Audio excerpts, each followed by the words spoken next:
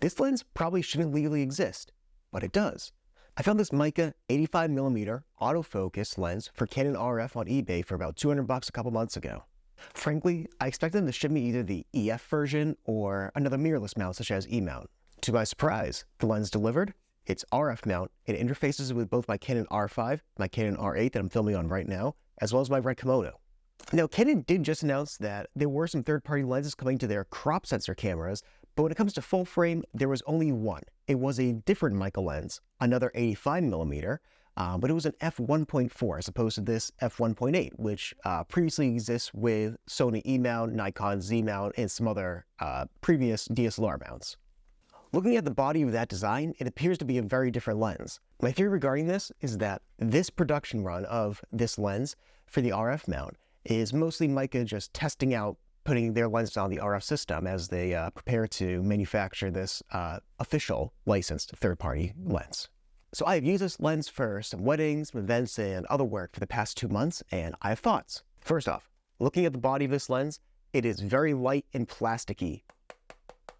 And you know what? For $200, this is about what I expect. The focus ring is flimsy, and I feel like if you were to drop this lens, the whole thing would just shatter to 1,000 pieces. You've got a 67mm filter thread right on the end of here, which is a pretty nice sweet spot, honestly, in terms of using your existing filters or perhaps using a step-down ring to use it with an anamorphic adapter like the Blizzard.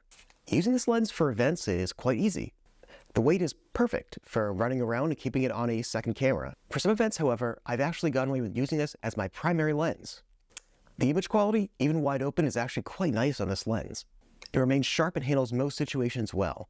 However, I will say the one context where I do not like using this lens at all is when your subject is extremely backlit.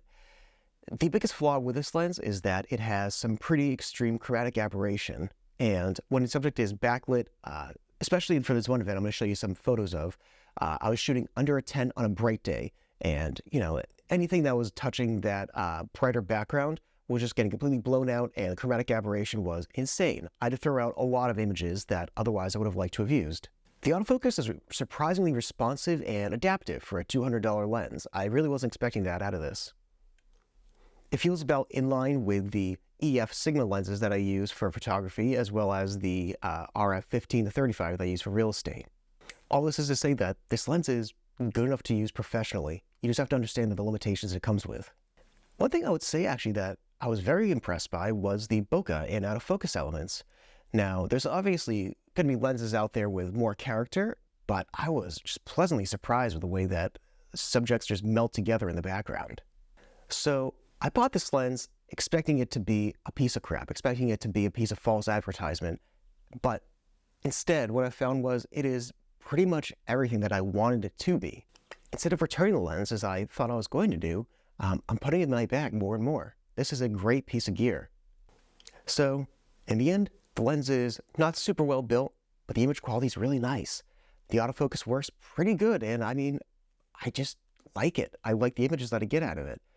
So if this thing does eventually take a little tumble off a cliff, I'm going to look on the black market, see if I can find another one of these.